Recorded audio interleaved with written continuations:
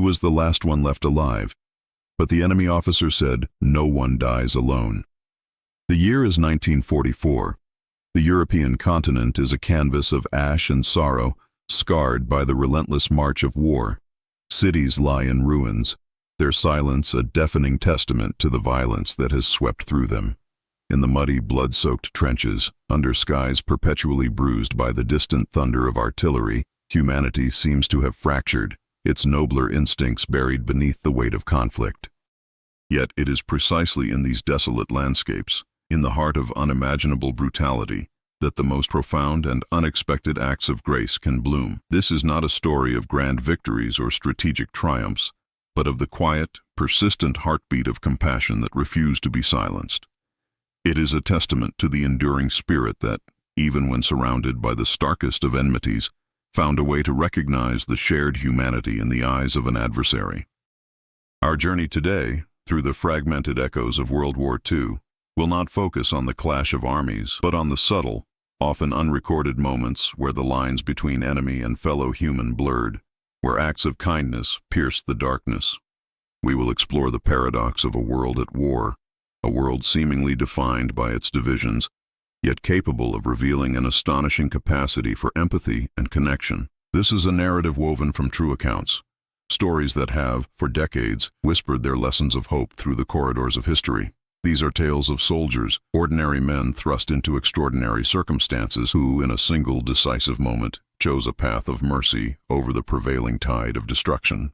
We will venture into the very crucible of conflict, where the instinct for survival often overrides all else, and witness how, against all odds, the seeds of forgiveness and solidarity were sown. The aim is not to diminish the horrors of war, but to illuminate the resilience of the human spirit, to demonstrate that even in the deepest valleys of despair, the light of compassion can and does endure. This exploration delves into the psychological intricacies of conflict, examining how individuals navigate the moral complexities of wartime, and how certain circumstances can foster an unexpected blossoming of altruism. We will seek to understand the profound impact of these singular acts, not just on the individuals involved, but on the very fabric of human connection. Our narrative will move through a series of vignettes, each a window into a specific moment of profound human interaction. We will witness the tension of imminent danger, the gnawing fear that defines the battlefield, only to be followed by an act so unexpected, so profoundly human, that it shifts the very perception of the conflict. These are the moments that defy the simplistic narratives of good versus evil, revealing a far more nuanced and complex reality. The script is designed to evoke a visceral emotional response, drawing parallels to our own experiences of conflict and connection, reminding us that the capacity for kindness is a universal human trait, a flickering ember that can be fanned into a flame even in the most challenging of times. It is about understanding that while war may divide nations, it cannot, and does not, extinguish the fundamental human drive to connect, to empathize, and to offer solace. We will explore how these acts, though often small in scale, carry immense weight, offering a glimpse of redemption and a powerful reminder of what truly defines us. The journey ahead is one of emotional resonance, historical exploration, and philosophical reflection, all converging on a singular powerful message, that the echoes of humanity, the quiet acts of compassion, are what truly endure, long after the cannons have fallen silent. The narrative will be structured to build this understanding organically, moving from the immediate intensity of the battlefield to the broader implications of these profound human gestures, ultimately leaving us with a sense of enduring hope and a renewed appreciation for the inherent goodness that resides within us all. We are about to embark on a journey through the heart of darkness, not to dwell in its shadow, but to find the light that stubbornly persisted, proving that even in the face of overwhelming adversity, the best of humanity can and will shine through. The relentless roar of artillery had become the soundtrack to life, a constant, thrumming reminder of the omnipresent threat. For Sergeant Thomas Ashton, a seasoned veteran of the Western Front, the mud-caked trenches of France in the late autumn of 1944 were a familiar hell. Each day was a desperate struggle for survival, a monotonous cycle of fear, exhaustion, and the chilling camaraderie born of shared peril. He had seen too much, lost too many, and the edges of his own humanity had begun to fray under the incessant strain. The enemy, the faceless soldiers in gray uniforms, were more than just adversaries. They were the embodiment of the terror that stalked his every waking moment and haunted his fitful sleep. They were the reason for the constant gnawing in his gut, the reason for the sleepless nights spent staring at the oppressive sky, waiting for the dawn that offered little respite. He had been trained to kill, to neutralize the threat, to see them as less than human, a necessary psychological shield against the horrors he was compelled to witness and inflict. The dehumanization of the enemy was a survival mechanism, a way to cope with the unfathomable acts that war demanded. Yet beneath the hardened exterior, beneath the ingrained discipline and the weariness etched onto his face, a flicker of something else persisted. It was a fragile ember, easily extinguished, but present nonetheless. He remembered stories from his grandfather, tales of soldiers from past conflicts who, in moments of shared hardship, had found common ground, a brief respite from the madness. He had dismissed them then as sentimental fantasies, the romanticized notions of a bygone era. Now, however, with the cold seeping into his bones and the stench of decay filling his nostrils, those whispers of a different kind of human interaction began to resonate with a newfound urgency. He found himself scanning the opposing lines, not just for threats, but for something more elusive, something he couldn't quite articulate.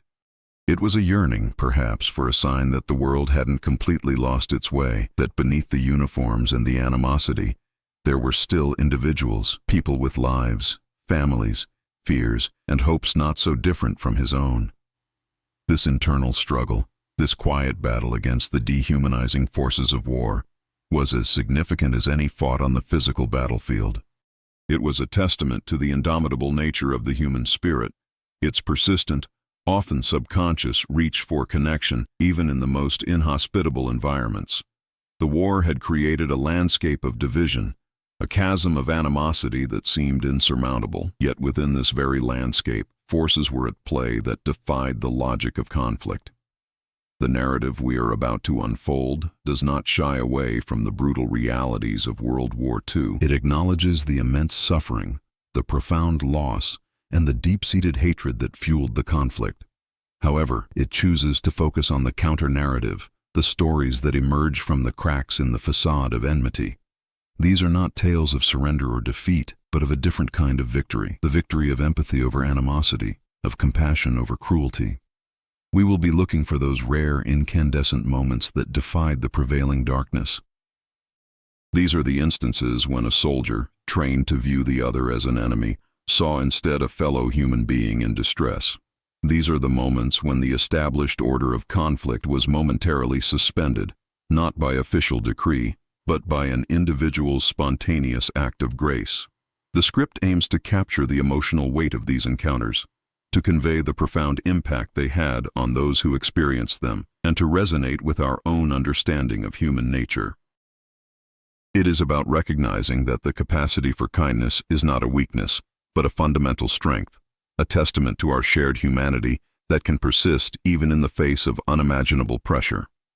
We will be delving into the psychology of altruism in extreme circumstances, exploring how primal instincts for self-preservation can coexist with, and sometimes be overridden by, a deep-seated drive for connection and compassion.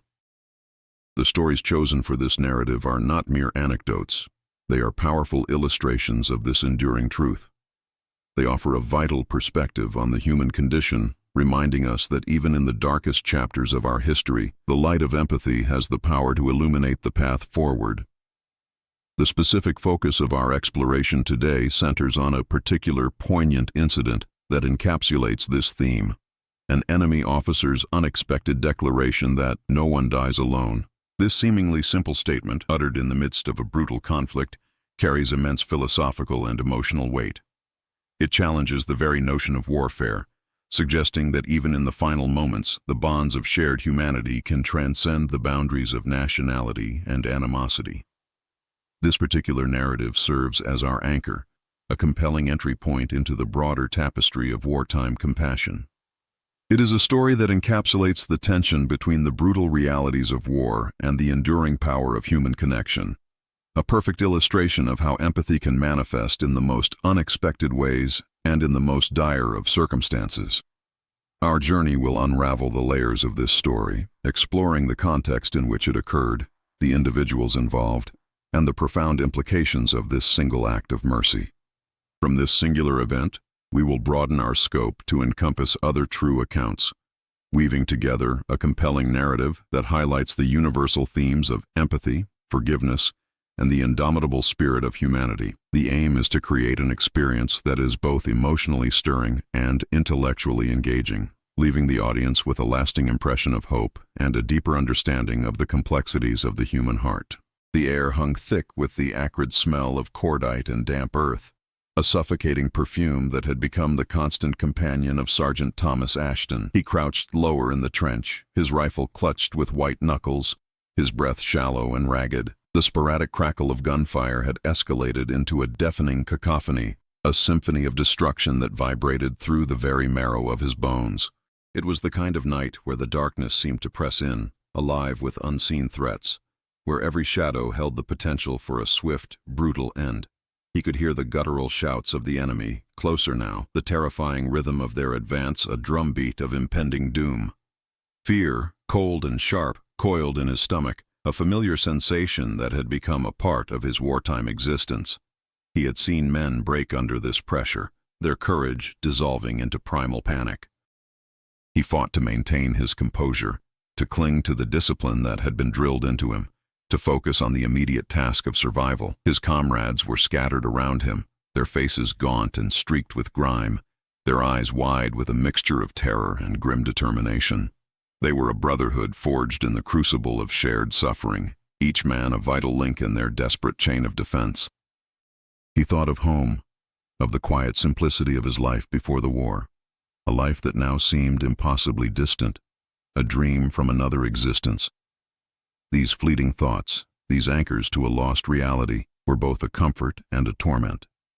They reminded him of what he was fighting for, but also of everything he stood to lose. The enemy was relentless, their attacks a wave of aggression that threatened to engulf their position.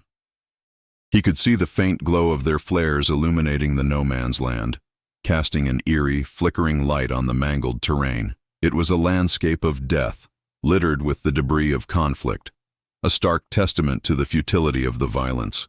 He braced himself, his finger tightening on the trigger, his mind a whirlwind of instinct and ingrained training. The moments stretched into an eternity, each second heavy with anticipation. He knew that in the chaos of battle, decisions were made in fractions of a second, choices that could mean the difference between life and death, between humanity and its opposite.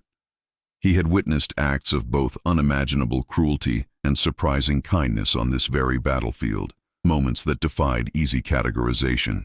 He had seen men driven to acts of savagery by the pressures of war, their moral compasses shattered. But he had also seen acts of unexpected solidarity, moments where the lines between friend and foe blurred, where a shared human experience transcended the animosity. These were the stories that rarely made the headlines, the quiet acts of grace that often went unrecorded, lost in the larger narrative of conflict. Yet it was in these very moments, he suspected, that the true essence of humanity resided. The impending clash was not just a physical confrontation, it was a test of character, a stark reminder of the choices individuals made when pushed to their absolute limits. He wondered, in the heart of this maelstrom, what choices would be made, what echoes of compassion might emerge from the deafening roar of war. The narrative we are about to embark on is built upon these very questions, seeking to uncover the truth behind the statistics, to find the human stories that lie beneath the surface of historical events. It is a journey into the heart of World War II, not to glorify its violence, but to explore the remarkable resilience of the human spirit, its capacity for empathy, and its enduring power to transcend even the most brutal of circumstances. The specific focus of our exploration begins with a singular, powerful moment, an incident that encapsulates the paradox of war and the persistent flicker of human connection. It is the story of an enemy officer's profound declaration, "No one dies alone." This statement, uttered in the heat of battle, is far more than just a few words. It is a beacon of hope, a testament to the fact that even in the darkest hours, the fundamental human need for connection and solace can prevail. It challenges the very definition of enmity, suggesting that the shared experience of mortality can forge a bond that transcends the animosity of war. This incident serves as our initial point of entry, a dramatic and emotionally charged moment that sets the tone for the broader narrative. It is a perfect illustration of how, even when individuals are pitted against each other in a life-or-death struggle, the instinct for compassion can surface, leading to acts of profound human decency. We will delve into the context of this event, exploring the circumstances that led to such a remarkable declaration and the impact it had on those who witnessed it. From this specific, deeply moving account, we will expand our narrative to encompass other true stories of empathy and forgiveness that emerged during the Second World War. These stories, often overlooked in the grand sweep of history, offer a powerful counterpoint to the prevailing narrative of conflict and destruction. They reveal the enduring strength of the human spirit, its capacity for kindness, and its ability to find moments of grace, even in the midst of unimaginable suffering. The script is designed to evoke a strong emotional response, drawing the audience into the personal experiences of those involved and prompting reflection on the universal themes of empathy, sacrifice, and the enduring power of human connection. It is a reminder that while war may divide nations and peoples, it cannot extinguish the fundamental human drive to connect, to care, and to offer comfort. The journey ahead is one of discovery, of uncovering the quiet acts of heroism that often go uncelebrated, and of reaffirming the belief that even in the darkest of times, the light of humanity can shine through, proving that kindness, in its myriad forms, is a force that can and does survive war. The chilling pronouncement, "No one dies alone," wasn't a strategic maneuver or a tactical concession. It was, in essence, an ethical rupture in the fabric of warfare, a profound acknowledgement of shared vulnerability. Consider the psychological landscape of a battlefield surgeon, German or Allied, faced with a grievously wounded enemy soldier. The immediate, ingrained response might be to prioritize one's own forces, to dismiss the adversary as a lost cause. However, the scientific understanding of empathy suggests a more complex interplay. Mirror neurons, those fascinating biological mechanisms, can fire not only when we perform an action, but also when we observe another person performing it, or even when we simply imagine it. In the extreme stress of combat, these neural pathways, while potentially suppressed by the fight or flight response, can still be activated by a visceral display of suffering. The sight of a fellow human, regardless of uniform, experiencing agony, can trigger a primal, automatic empathic response, a subconscious recognition of shared pain. This is not about condoning the actions of war, but about understanding the deep-seated biological and psychological roots of compassion that persist even when they are most inconvenient. The officer's words, therefore, weren't merely altruistic. They tapped into a fundamental aspect of our shared humanity. Furthermore, the act itself, the decision to offer solace to an enemy in their final moments, represents a significant moral pivot. It's a departure from the rigid adherence to military protocol and a conscious embrace of a higher ethical standard. Imagine the internal conflict this officer might have experienced. He was a soldier, trained to fight and, if necessary, to let the enemy perish, yet he chose a different path. This wasn't a calculated risk for strategic gain. It was a deliberate choice to alleviate suffering, to offer a final, albeit fleeting, connection in the face of absolute finality. This act resonates with philosophical concepts of virtue ethics, which emphasize the importance of character and moral disposition. The officer, in that instant, demonstrated a character that transcended the brutal dictates of war. He prioritized a shared human experience, the fear and pain of dying, over the imposed divisions of nationality and conflict. His action, though perhaps isolated, serves as a powerful counter-narrative to the dehumanizing aspects of warfare, illustrating that even within the most adversarial contexts, individuals can embody profound ethical principles. Building on this, consider the psychological impact on the recipient of such kindness. For the dying soldier, perhaps a young man far from home, the enemy officer's presence and words could offer a profound sense of peace, a final affirmation of his worth as a human being. This act of grace, however small in the grand scheme of the war, could transform the terror of dying alone into a moment of unexpected dignity. It speaks to the human need for recognition and connection, even in the face of death. This is not merely anecdotal. Psychological studies on end-of-life care consistently highlight the importance of compassionate presence in mitigating fear and distress. In the context of war, where such comfort is rarely found, this gesture becomes exponentially more significant. It's a testament to the fact that the desire for human connection is so deeply ingrained that it can surface even when surrounded by violence and animosity. The officer's intervention, therefore, was not just an act of mercy, it was an act of profound psychological validation, offering a glimmer of humanity in the bleakest of circumstances. Consequently, the reverberations of such an act extend far beyond the immediate moment. While the war raged on and countless lives were lost, this single instance serves as an enduring testament to the possibility of empathy. It's a narrative that, when shared, can challenge deeply ingrained perceptions of the enemy. It prompts us to consider the individual behind the uniform, to recognize the shared vulnerabilities that bind us all, regardless of allegiance.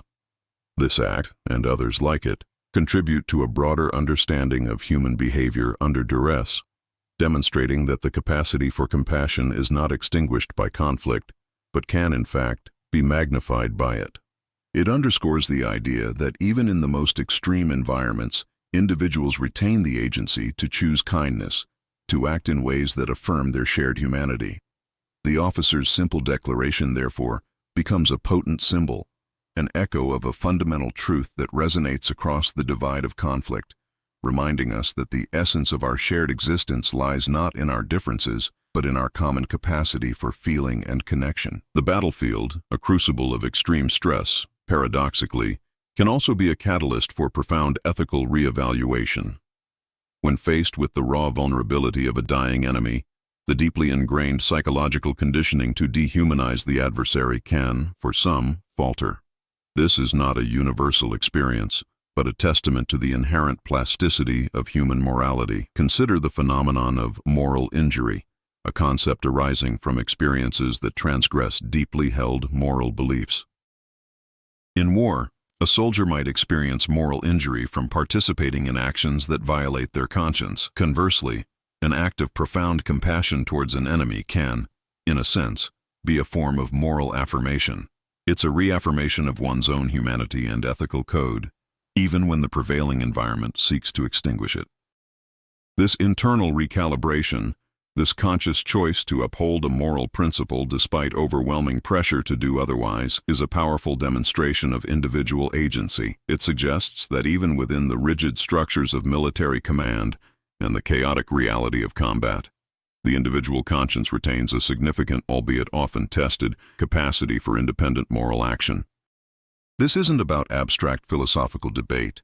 It's about the visceral, moment-to-moment decisions that define character under duress. Furthermore, the act of offering comfort to a dying enemy can be understood through the lens of cognitive dissonance reduction. When an individual witnesses suffering in another, a natural inclination is to alleviate it, if circumstances prevent direct intervention or if societal conditioning dictates otherwise. A mental conflict arises. By choosing to offer solace, the officer effectively resolves this dissonance. He aligns his actions with a deeply held, perhaps even subconscious belief in the sanctity of life and the shared nature of human suffering. This resolution isn't a sign of weakness, but of psychological integration, a process of reconciling external pressures with internal moral compasses. It's about finding a way to remain whole, ethically and psychologically, in an environment designed to fracture both. This internal harmony, achieved through an act of compassion, can be a powerful source of personal resilience, enabling individuals to navigate the moral ambiguities of war with a greater sense of integrity. Another crucial layer to consider is the ripple effect of such actions, even if they remain largely unrecorded. While historical accounts often focus on grand narratives, the quiet acts of humanity can subtly shift perceptions and foster a more nuanced understanding of conflict. Imagine the impact on the soldiers who witnessed the officer's gesture.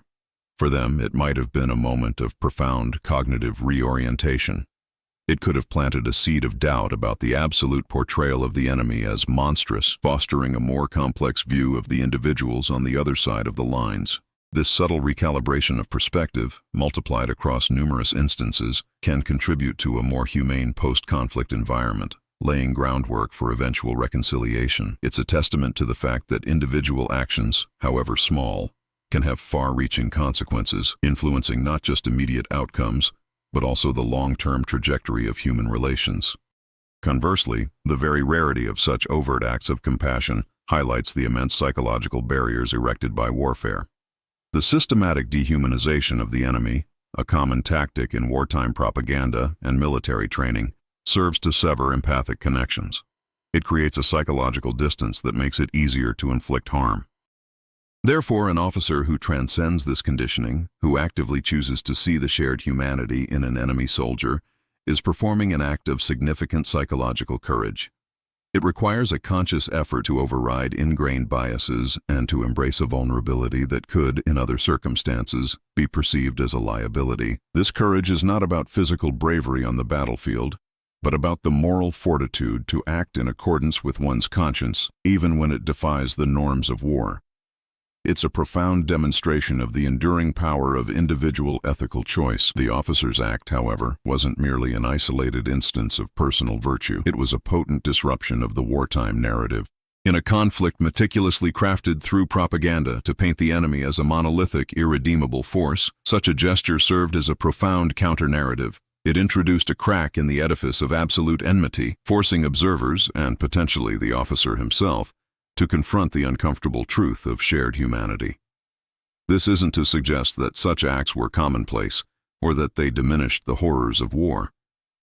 Rather, it highlights how even a single deviation from expected brutality could sow seeds of doubt about the very nature of the conflict and the individuals embroiled within it. The psychological impact of witnessing such a departure from the norm could be significant, offering a sliver of hope that not all individuals on the opposing side were driven solely by malice or a lust for violence. Moreover, the strategic implications, though often overlooked, are also worth considering. While not a tactical victory, an act of compassion could, in certain circumstances, have unforeseen strategic benefits. Imagine the morale boost for the soldiers who witnessed such an act. It could reinforce their belief in the inherent goodness of humanity, providing a psychological anchor in the face of overwhelming brutality. This internal resilience, fueled by witnessing acts of grace, could, in turn, contribute to sustained morale and a stronger resolve to endure the conflict, not out of hatred, but out of a deeper, more complex commitment to their own values and those they believed were worth protecting. It's a subtle but powerful form of psychological warfare, demonstrating that the enemy too can possess qualities that inspire respect, thereby complicating the simplistic us versus them dichotomy. Another critical layer is the potential for such moments to influence post-war reconciliation efforts. While the immediate aftermath of the war was often characterized by retribution, historical accounts from various conflict zones reveal instances where individual acts of kindness during wartime laid the groundwork for more peaceful resolutions later. These gestures, even if small, could serve as powerful personal testimonies, humanizing the other in the minds of those who had experienced or witnessed them. They provide tangible evidence that the enemy was not a faceless horde, but comprised individuals capable of empathy and restraint, a crucial perspective when attempting to rebuild trust and foster understanding between formerly warring factions. Consider, too, the profound influence on the officer's own psyche and his subsequent actions. While records of such individuals are scarce, it is plausible that such a profound ethical decision in the heat of battle could have a lasting impact on his post-war life and his perception of conflict. It might have fostered a lifelong commitment to peace-building or humanitarian work, transforming a wartime experience into a catalyst for post-war positive action. This personal evolution, driven by a singular act of moral courage, underscores the transformative power of compassion. It suggests that the choices made in the darkest of hours can illuminate the path forward, not just for those directly involved, but for the wider world grappling with the aftermath of conflict. The officer's decision, therefore, was not an end point, but a potential beginning, a moment of profound personal moral reckoning that could resonate throughout a lifetime. The echoes of that German officer's declaration, "No one dies alone," resonate not just as an act of individual mercy, but as a profound commentary on the psychological resilience required to maintain one's moral compass amidst the systematic dehumanization inherent in warfare. Beyond the immediate act of comfort, consider the long-term implications for the soldiers who witnessed it. Such an event could serve as a powerful counterpoint to the pervasive propaganda that painted the enemy as inherently evil or subhuman. It introduces a critical nuance, suggesting that the individuals on the opposing side were not merely faceless combatants, but beings capable of empathy, mirroring the very qualities the soldiers themselves strove to uphold. This subtle shift in perception, though perhaps not immediately apparent, could contribute to a more humane outlook in the post-war period, fostering a greater capacity for reconciliation by acknowledging the shared humanity that transcends national borders and ideological divides. Furthermore, the act of offering solace to a dying enemy can be viewed through the lens of existential psychology. In the face of imminent death, the artificial constructs of war, uniforms, flags, ideologies, lose much of their significance. What remains is the raw, unvarnished reality of a human being confronting their mortality. The officer's intervention, in this context, transcends military allegiance and taps into a fundamental human drive to connect and offer comfort in the face of ultimate vulnerability. It's a recognition that, at the precipice of oblivion, the shared experience of being human overrides all imposed divisions. Now consider how this applies when you face situations where perceived enemies are not soldiers, but individuals with whom you have deep disagreements. The principle remains. Recognizing their shared humanity, their own vulnerabilities and fears, can open pathways to understanding that rigid adherence to animosity will forever block. The officer's action also speaks to the concept of moral licensing in reverse. Typically, moral licensing suggests that performing a good deed can make one feel justified in later engaging in questionable behavior. However, this instance represents the inverse, an act of profound compassion in a morally compromised environment. It's as if the officer, by performing this act of grace, was reaffirming his own moral integrity, a personal assertion of values against the backdrop of widespread violence. This internal validation is crucial for maintaining psychological equilibrium in the chaotic and often morally ambiguous landscape of war. It's a powerful reminder that individual ethical choices can serve as anchors, preventing complete moral erosion even when surrounded by brutality. Another crucial layer to explore is the potential impact on the wider German military culture. While this single act might not have instigated widespread change, it represents a deviation from the expected behavior within a highly disciplined and often ruthless military structure. It suggests that even within such a system, pockets of individual conscience and ethical agency could persist. The existence of such moments, even if rare and undocumented, challenges the notion of a monolithic enemy and hints at the complex, often contradictory, human experiences occurring within all warring factions. It underscores the idea that the enemy is not a uniform entity, but a collection of individuals, each navigating the conflict with their own moral frameworks and personal codes. This nuanced understanding is vital for comprehending the true human cost of war, which extends beyond casualties to encompass the erosion and, sometimes, the surprising affirmation of individual morality.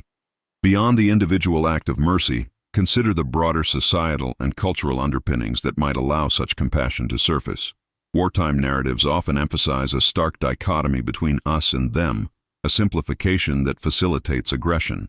However, deeper anthropological and sociological studies reveal that even in deeply divided societies, pre-existing social networks and shared cultural touchstones can provide a foundation for empathy. For instance, soldiers from similar regional backgrounds, even if on opposing sides, might recognize shared customs, dialects, or even kinship ties that existed before the war. These latent connections, though suppressed by conflict, can resurface in moments of crisis, acting as conduits for recognizing shared humanity.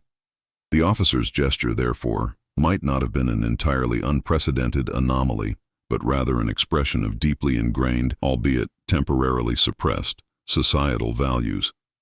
Now, reflect on the cognitive processes involved in overriding the instinct for self-preservation and the ingrained enmity fostered by military training. The decision to act compassionately towards an enemy, especially when it carries personal risk, often involves a deliberate act of cognitive reframing.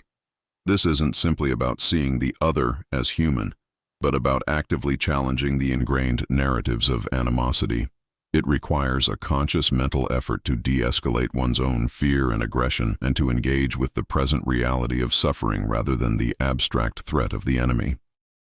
This process can be likened to a musician deliberately choosing to play a melody of peace amidst a cacophony of war. It demands immense skill, focus, and a deep commitment to a different kind of harmony. The officer's action, therefore, represents a triumph of deliberate empathy over ingrained hostility, a testament to the mind's capacity to choose a path of connection even when danger is imminent. Furthermore, the historical context of the German military itself provides an interesting backdrop. While often depicted as a monolithic force of aggression, the Wehrmacht, like any large organization, contained diverse individuals with varying moral compasses. Personal letters and diaries from soldiers frequently reveal internal struggles, moments of doubt, and even acts of kindness that ran counter to official directives. The officer's act, therefore, can be seen as an expression of individual conscience operating within and in defiance of a larger, more brutal institutional framework. It highlights the enduring tension between organizational imperatives and personal ethical responsibility, demonstrating that even within the most rigid structures, individual moral agency can find expression. Consider also the impact of such gestures on the collective memory and historical interpretation of the war. While official histories often focus on military strategy and national narratives, the preservation of these smaller, more personal stories contributes to a richer, more humanized understanding of the past. These anecdotes serve as vital counterpoints to the grand narratives of conflict, reminding future generations that even amidst widespread violence, the capacity for empathy and forgiveness remained. They are the quiet whispers of humanity that persist, offering a more complete and nuanced picture of the human experience during wartime and serving as a crucial reminder of our shared vulnerability and interconnectedness. The very act of extending compassion to an adversary during wartime can be understood as a profound exercise in identity negotiation. When confronted with the stark reality of an enemy's suffering, soldiers are forced to grapple with their own roles and allegiances. The ingrained narrative of the enemy as an inhuman entity, a necessary construct to facilitate violence, begins to fray. This internal dissonance compels a re-evaluation of one's own identity. Am I solely a soldier defined by my nation's cause, or am I a human being capable of transcending those boundaries? The officer's declaration, "No one dies alone," serves as a potent catalyst for this negotiation. It suggests that his identity as a human being, with an inherent capacity for empathy, takes precedence over his role as an enemy combatant. This isn't a betrayal of his nation, but an assertion of a deeper, more universal identity that binds all individuals, regardless of their wartime allegiances. For the observer, witnessing such an act can trigger a similar process. It challenges their pre-existing self-perception and their understanding of the conflict, prompting them to consider their own capacity for similar acts and the broader implications for their own moral identity. Furthermore, the concept of reciprocity in conflict offers another lens through which to examine these gestures. While war is fundamentally adversarial, moments of unexpected kindness can, in subtle ways, introduce a dynamic of reciprocal recognition. The act of offering comfort, even to a dying foe, doesn't necessarily imply an expectation of immediate reciprocation in kind. Instead, it can foster a deeper, albeit often unarticulated, acknowledgement of shared vulnerability. This recognition can, in turn, influence future interactions, however limited. Imagine a scenario where a soldier, having witnessed or received such a gesture, is later presented with an opportunity to spare an enemy. The memory of that prior act of compassion might subtly, or even profoundly, impact their decision-making calculus. This doesn't mean war ceases, but it suggests that the human capacity for recognizing and valuing the other, even amidst hostility, can create subtle shifts in the dynamics of conflict, fostering a more nuanced and less absolute form of enmity. Consider the psychological burden of sustained dehumanization. For soldiers engaged in prolonged combat, the constant effort required to dehumanize the enemy can be psychologically taxing. It necessitates a sustained suppression of natural empathic responses.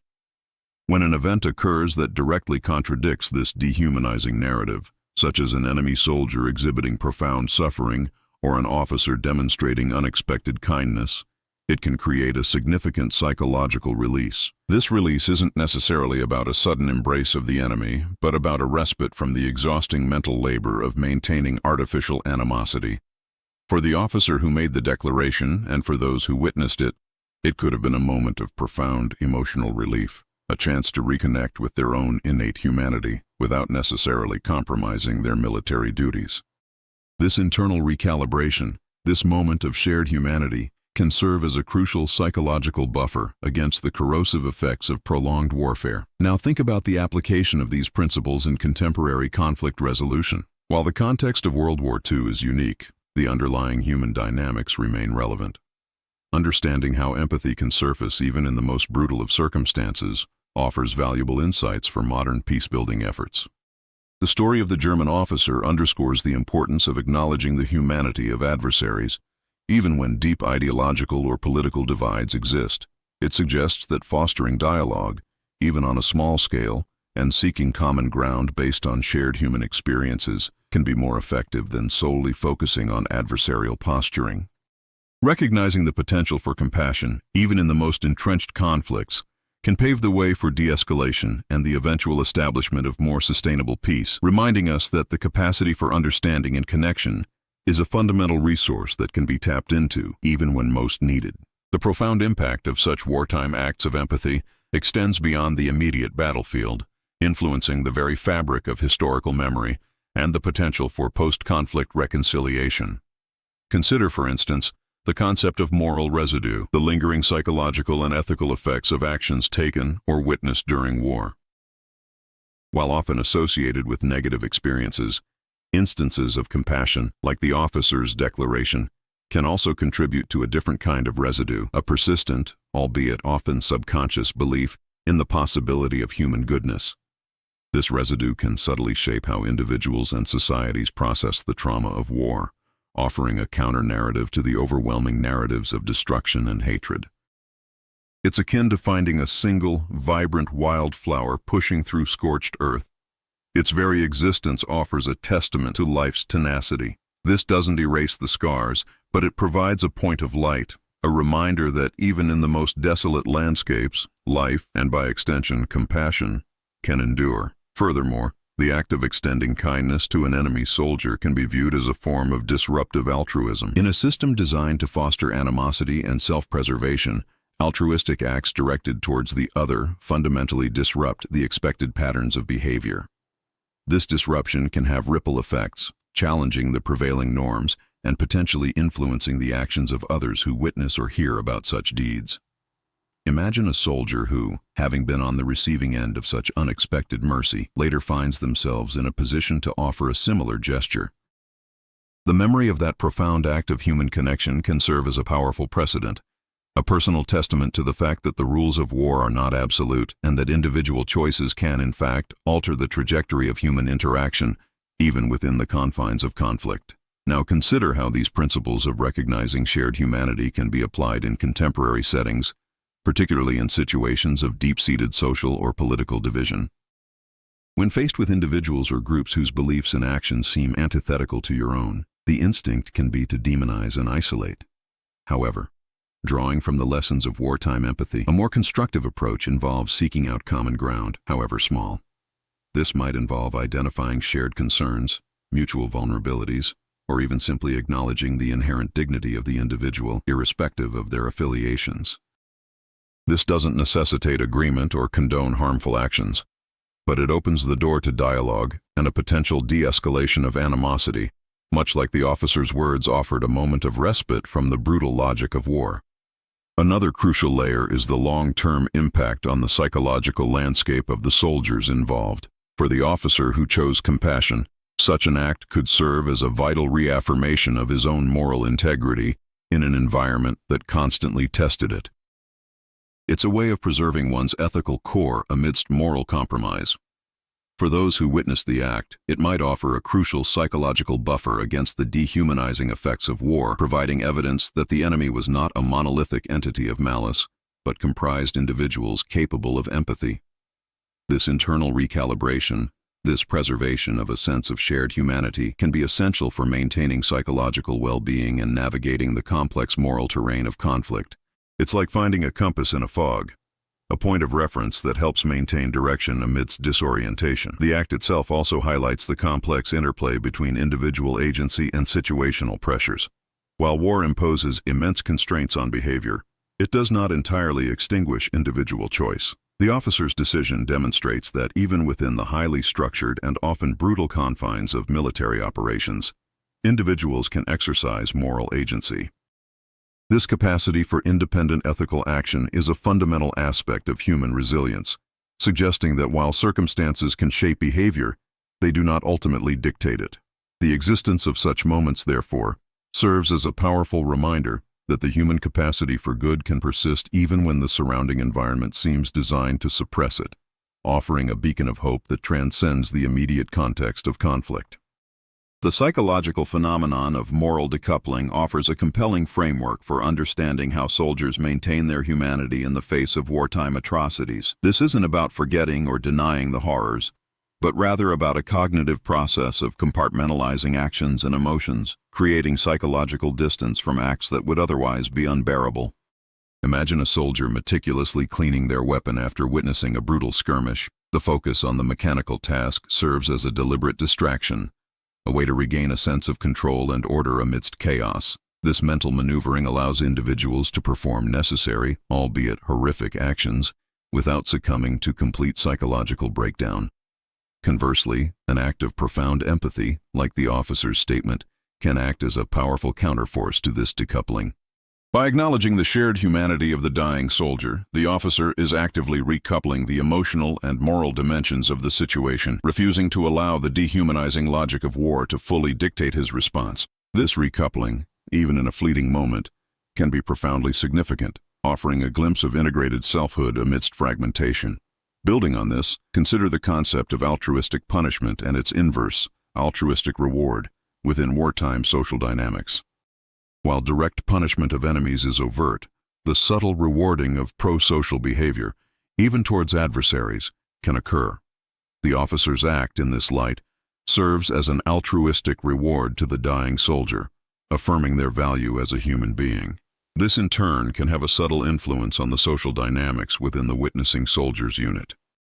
It might reinforce the idea that compassion is not a weakness to be exploited, but a strength that reflects a deeper moral fortitude, subtly shifting the group's perception of acceptable behavior and the definition of true courage. This isn't about overt praise, but about the quiet recognition that such acts carry moral weight, even in an environment that seemingly rewards brutality.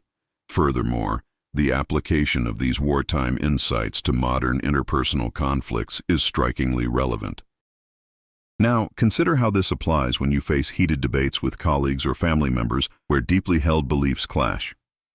The instinct might be to rigidly defend your position, to view the other as fundamentally misguided or even malicious. However, drawing from the officer's act, a more effective approach involves a deliberate effort to de-escalate the personal animosity and acknowledge the shared humanity underlying the disagreement.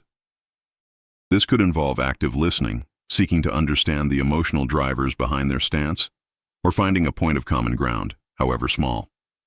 It's about recognizing that behind every opposing viewpoint is an individual with their own fears, hopes, and vulnerabilities, much like the dying soldier.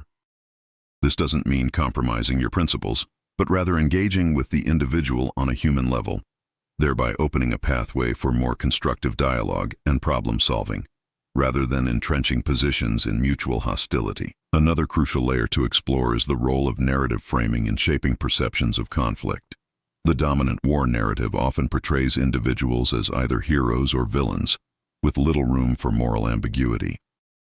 An act of compassion towards an enemy directly challenges this simplistic framing. It introduces complexity, forcing observers to reconsider their preconceived notions and acknowledge the multifaceted nature of human behavior under extreme duress.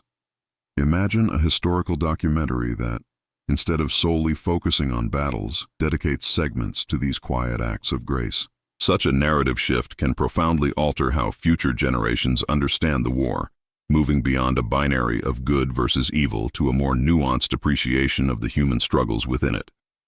This recalibration of perspective is vital for fostering empathy and understanding, not just of past conflicts, but of present-day challenges as well.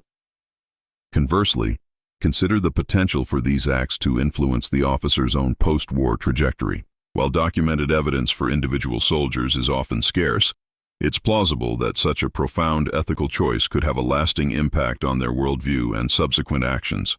It might foster a lifelong commitment to peace-building, humanitarian work, or simply a more compassionate approach to interpersonal relationships. This internal transformation, driven by a singular moment of moral clarity, underscores the enduring power of individual ethical decisions.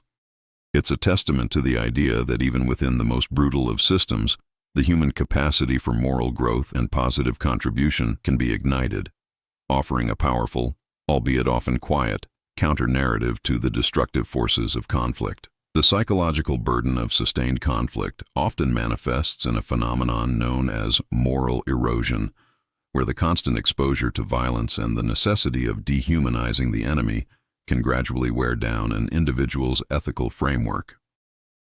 This erosion is not a sudden collapse, but a slow, insidious process, akin to a river gradually carving away at a mountainside. Soldiers might find themselves becoming desensitized to suffering, or accepting actions that would have been unthinkable before deployment. The relentless pressure to conform to the wartime ethos, coupled with the primal instinct for self-preservation, can lead to a gradual shifting of moral boundaries. However, instances of unexpected compassion act as powerful countercurrents, momentarily halting or even reversing this erosion. When an enemy soldier displays vulnerability, or when an adversary offers a gesture of kindness, it can jolt the observer out of their state of moral fatigue, forcing a re-engagement with their own ethical compass. This jolt, though fleeting, serves as a vital reminder of the individual's pre-war values and the possibility of maintaining them even under extreme duress. Building on this, consider the concept of cognitive dissonance reduction within the context of troop morale. When soldiers witness acts of kindness from the enemy, or when they themselves are compelled to act compassionately, it creates a conflict with the prevailing wartime narrative that paints the enemy as inherently evil. This dissonance can be deeply unsettling, as it challenges deeply ingrained beliefs and the very justification for their participation in the conflict. To resolve this, individuals might either rationalize the act as an anomaly, dismiss the enemy as weak, or more profoundly, begin to question the absolute nature of the animosity. This internal recalibration, while not necessarily leading to desertion or a change in allegiance, can foster a more nuanced understanding of the conflict and a greater appreciation for the complexities of human nature, subtly influencing their overall morale by introducing a more human perspective into the grim calculus of war. Furthermore, the application of these wartime insights into modern societal divisions offers a powerful avenue for de-escalation. Now, consider how this applies when you encounter individuals with whom you have deeply entrenched political or social disagreements. The immediate impulse might be to dismiss their viewpoints entirely, to view them as misguided or even malicious.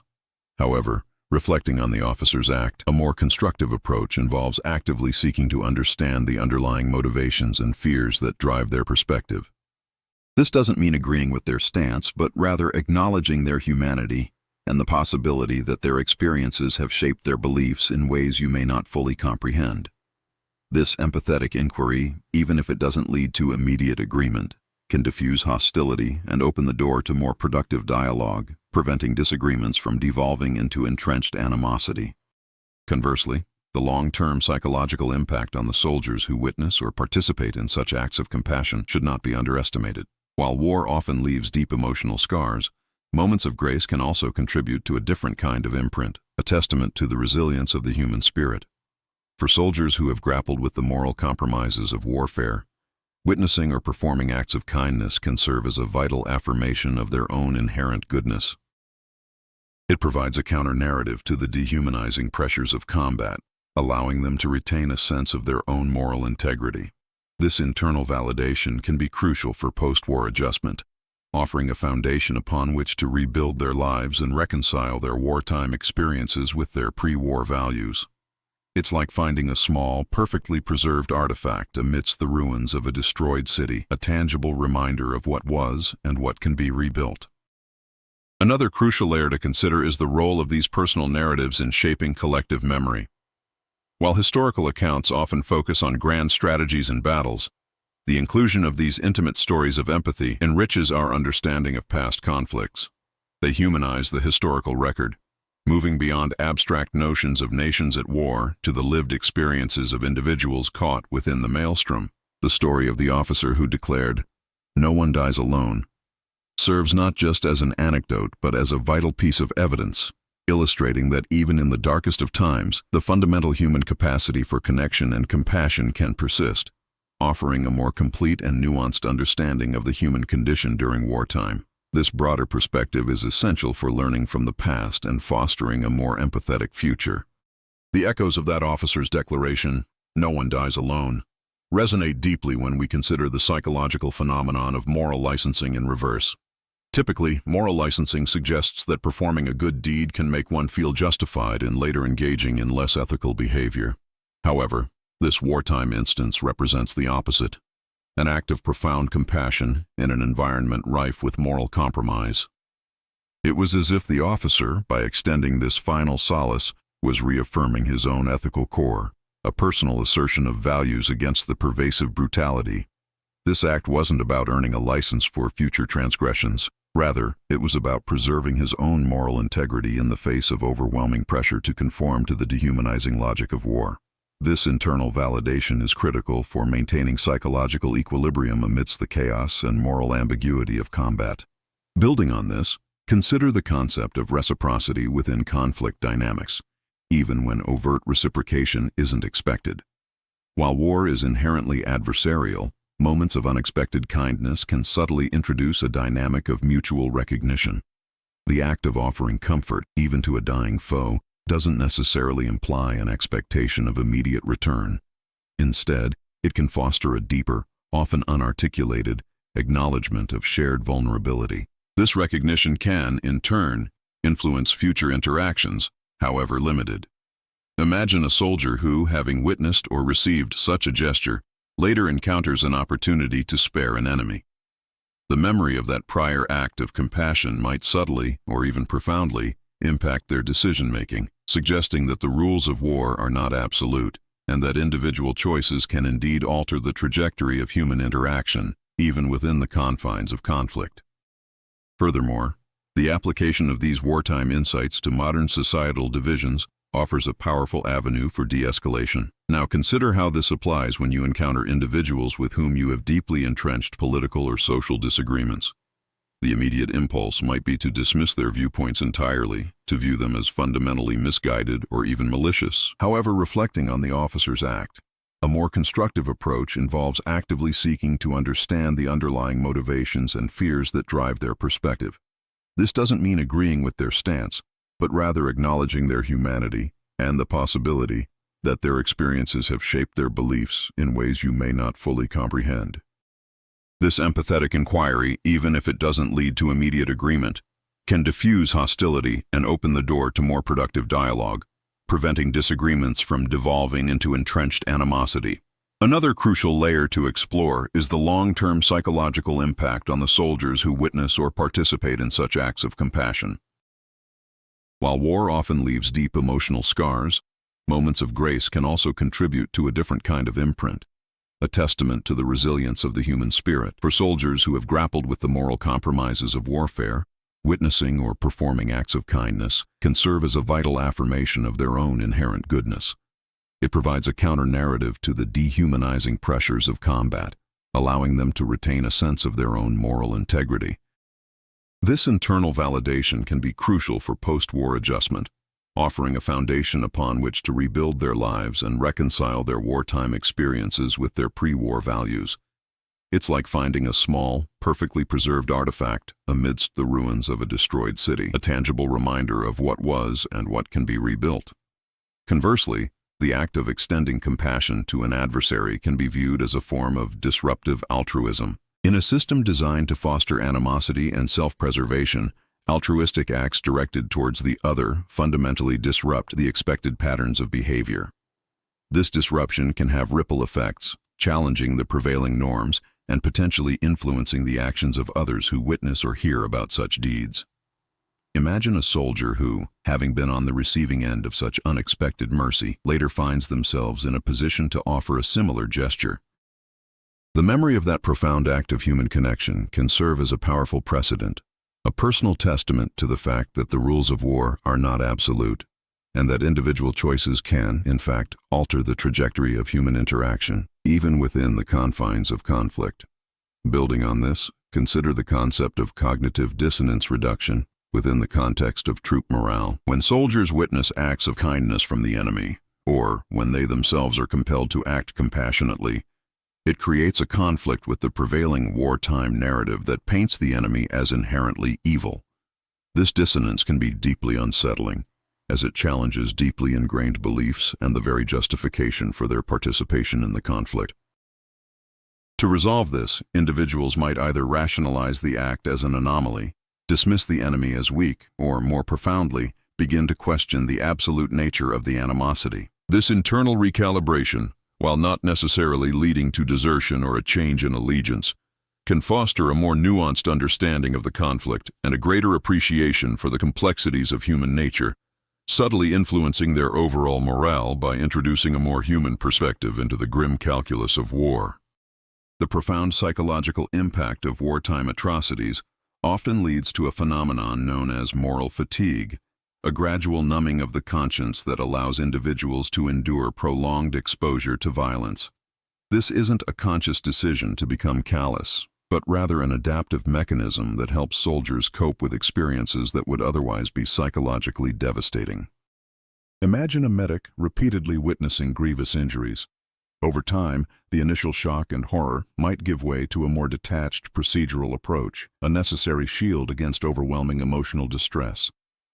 This fatigue can make soldiers less receptive to appeals to empathy, as their emotional resources are depleted. However, unexpected acts of kindness from the enemy can serve as a powerful jolt, disrupting this fatigue. When a soldier witnesses an adversary exhibiting compassion, it forces a momentary re-engagement with their own suppressed emotional responses. This disruption can create an opening, a brief window where the soldier's own capacity for empathy, however dormant, can be reactivated, challenging the numbness that has settled in.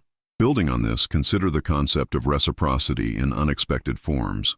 While direct military reciprocation is antithetical to wartime objectives, moments of shared humanity can foster a different kind of reciprocity, one based on mutual recognition of vulnerability. The officer's act of ensuring no one dies alone, for instance, doesn't imply a surrender or an expectation of leniency in future combat.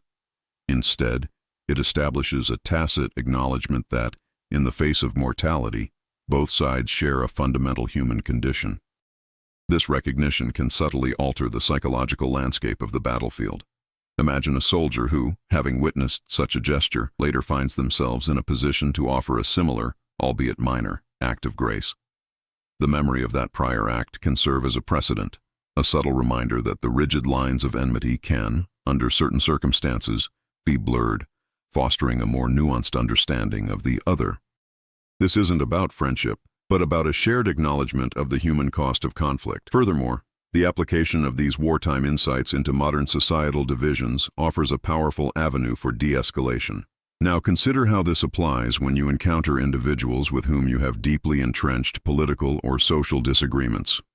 The immediate impulse might be to dismiss their viewpoints entirely, to view them as fundamentally misguided or even malicious. However, reflecting on the officer's act, a more constructive approach involves actively seeking to understand the underlying motivations and fears that drive their perspective. This doesn't mean agreeing with their stance, but rather acknowledging their humanity and the possibility that their experiences have shaped their beliefs in ways you may not fully comprehend. This empathetic inquiry, even if it doesn't lead to immediate agreement, can diffuse hostility and open the door to more productive dialogue, preventing disagreements from devolving into entrenched animosity. Conversely, the long-term psychological impact on the soldiers who witness or participate in such acts of compassion should not be underestimated. While war often leaves deep emotional scars, moments of grace can also contribute to a different kind of imprint.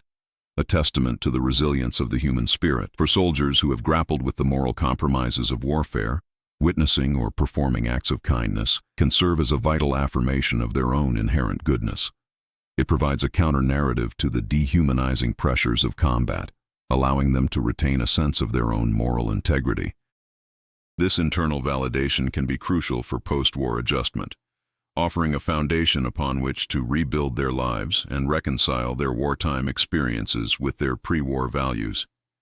It's like finding a small, perfectly preserved artifact amidst the ruins of a destroyed city, a tangible reminder of what was and what can be rebuilt. Another crucial layer to explore is the role of these personal narratives in shaping collective memory. While historical accounts often focus on grand strategies and battles, the inclusion of these intimate stories of empathy enriches our understanding of past conflicts.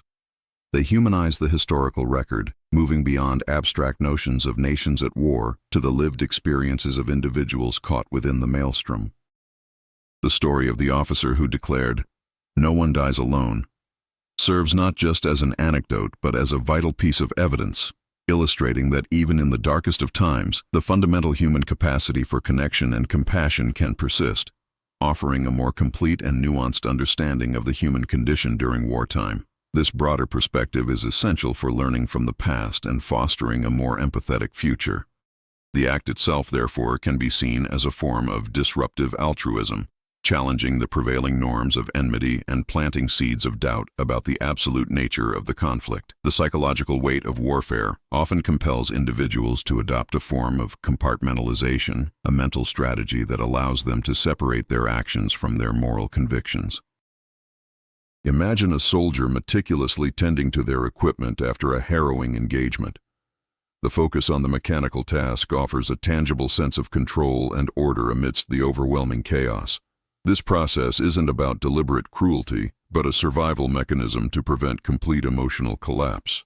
It creates a psychological buffer, enabling them to function in an environment that constantly challenges their ethical boundaries. Conversely, an act of genuine empathy, such as the officer's declaration, can serve as a potent counter-mechanism. By acknowledging the shared humanity of the dying soldier, the officer actively reintegrates the emotional and moral dimensions of the situation. This reintegration challenges the numbness born of moral fatigue, forcing a momentary re-engagement with one's own capacity for compassion. It's a stark reminder that the dehumanizing pressures of war, while powerful, do not entirely extinguish the innate human drive for connection. Building upon this, consider the subtle dynamics of reciprocity in shared vulnerability. While overt acts of kindness towards an enemy might seem counterintuitive to military objectives, they can foster a unique form of mutual recognition. The officer's assurance that no one dies alone doesn't imply a cessation of hostilities or an expectation of future leniency. Rather, it establishes a tacit acknowledgement of a shared human experience, the universal fear and pain of mortality. This recognition can subtly alter the psychological landscape of the battlefield. Picture a soldier who, having witnessed such a gesture, later encounters an opportunity to offer a small, non-strategic act of mercy.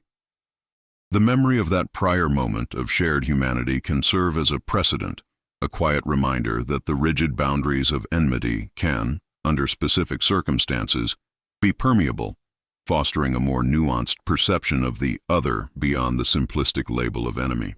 Furthermore, the application of these wartime insights into navigating modern societal divisions is remarkably potent. Now, consider how this principle applies when you find yourself in heated discussions with individuals holding opposing viewpoints, perhaps on contentious social or political issues. The immediate impulse might be to entrench your position, to view their perspective as inherently flawed or even malicious. However, drawing from the officer's profound act, a more constructive approach involves actively seeking to understand the underlying motivations and fears that inform their stance. This doesn't necessitate agreement or condone harmful ideologies, but it does involve acknowledging their fundamental humanity and the possibility that their life experiences have shaped their beliefs in ways that may not be immediately apparent. This empathetic inquiry, even if it doesn't lead to immediate resolution, can significantly diffuse hostility and create an opening for more productive dialogue, preventing disagreements from calcifying into intractable animosity. Conversely, The long-term psychological impact on soldiers who witness or participate in such acts of compassion can be profound, contributing to a different kind of imprint beyond the typical scars of war. For those who have grappled with the moral compromises inherent in combat, witnessing or performing acts of kindness can serve as a vital affirmation of their own innate goodness. It provides a counter-narrative to the dehumanizing pressures of warfare, enabling them to retain a sense of their own moral integrity. This internal validation is crucial for post-war adjustment, offering a foundation upon which to rebuild their lives and reconcile their wartime experiences with their pre-war values. It's akin to discovering a perfectly preserved artifact amidst the rubble of a devastated city, a tangible reminder of what was valuable and what can be painstakingly reconstructed. Another crucial layer to explore is the role of these intimate, personal narratives in shaping our collective understanding of history. While historical accounts often prioritize grand strategies and major battles, the inclusion of these quiet moments of empathy enriches our comprehension of past conflicts. They humanize the historical record, moving beyond abstract notions of nations at war to the lived, individual experiences of those caught within the maelstrom. The story of the officer who declared, "No one dies alone," functions not merely as an anecdote but as critical evidence, illustrating that even in the most harrowing circumstances, the fundamental human capacity for connection and compassion can persist. This broader perspective is essential for fostering a more nuanced and empathetic understanding of the human condition, not only during wartime but in all aspects of our shared existence. The profound ethical dilemma faced by soldiers in wartime often transcends simple obedience to orders. It delves into the very nature of human agency when confronted by overwhelming situational pressures. Consider the psychological concept of moral disengagement, a mechanism where individuals minimize the negative impact of their actions by, for instance, dehumanizing the victim or diffusing personal responsibility. Soldiers might be trained to view the enemy as an abstract threat, a statistic rather than an individual with a life, family, and inherent worth. This conditioning is crucial for the functioning of armies, as it allows individuals to perform actions that would otherwise be morally repugnant. However, the officer's act of extending solace to a dying enemy directly challenges this disengagement. It forces a confrontation with the enemy's humanity, thereby re-engaging the soldier's own moral framework. This isn't about questioning the necessity of war, but about recognizing that even within its brutal confines, individual moral responsibility cannot be entirely abdicated. Building on this, the concept of virtue signaling in a wartime context offers a fascinating counterpoint. While often used pejoratively in civilian discourse, the idea of demonstrating one's character through action takes on a different meaning on the battlefield. The officer wasn't merely performing a performative act. He was, in essence, demonstrating his commitment to a higher moral code that transcended the immediate demands of combat.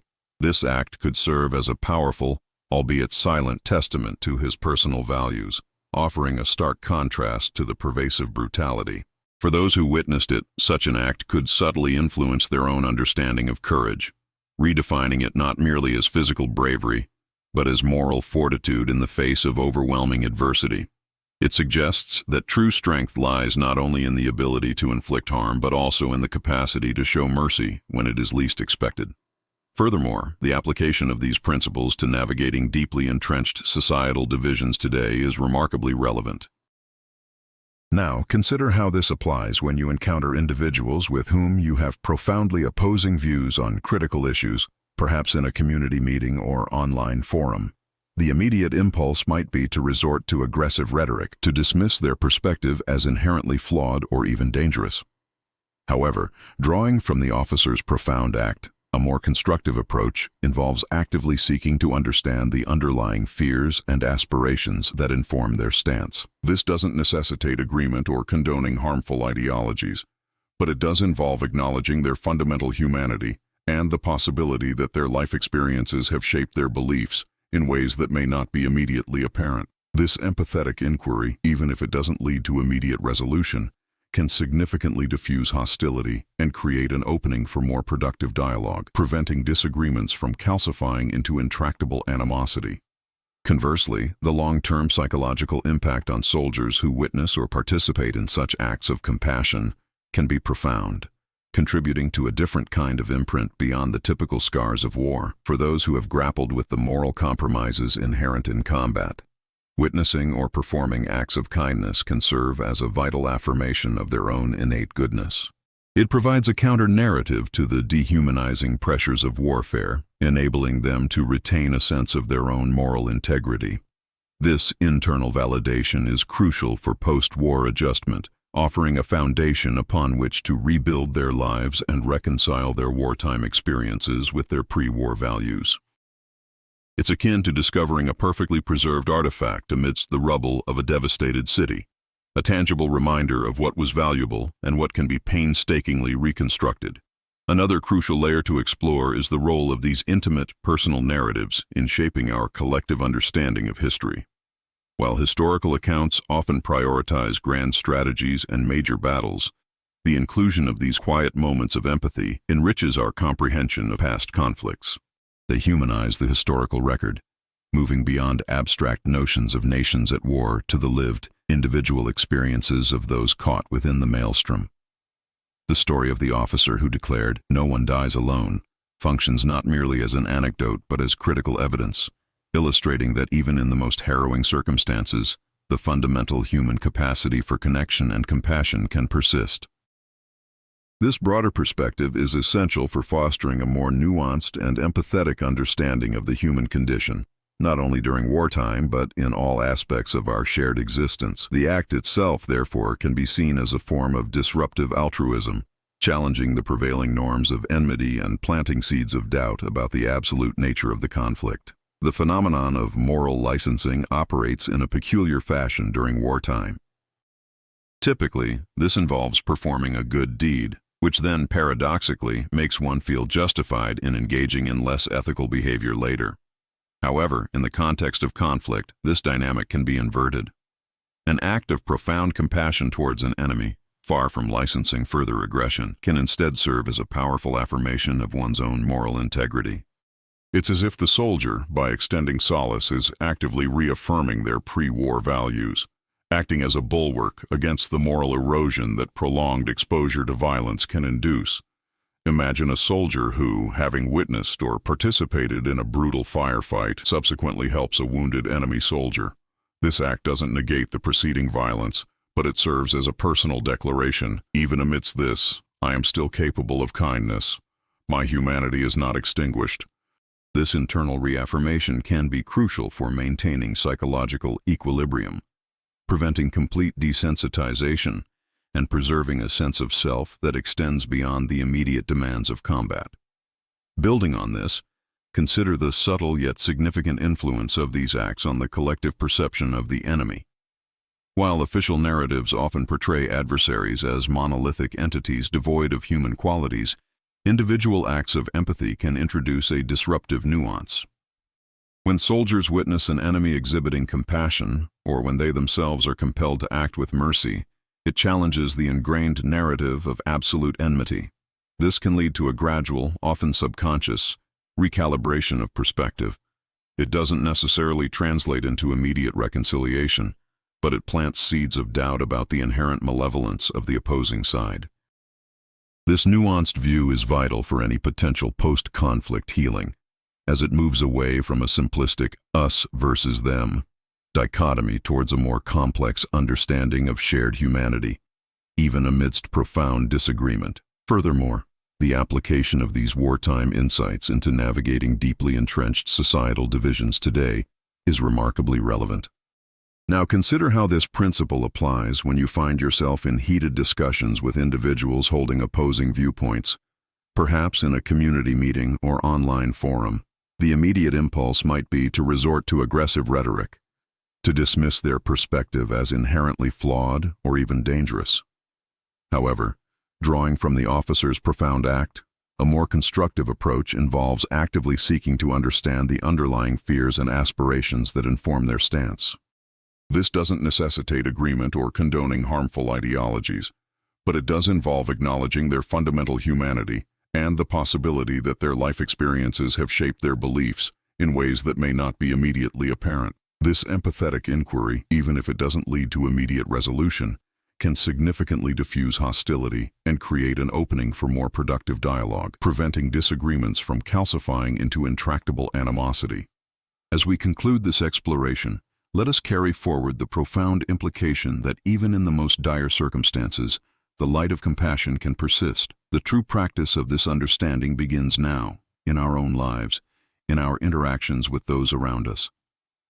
It calls us to look beyond the labels and divisions that so easily separate us, to seek out the shared humanity that binds us, and to recognize that the capacity for kindness, for empathy, for forgiveness is not a distant ideal but an accessible, potent force within each of us. The echoes of humanity are not confined to the past. They are a continuous invitation to engage with the world and with each other from a place of deeper understanding and enduring hope, proving that kindness doesn't end wars, but it most certainly survives them.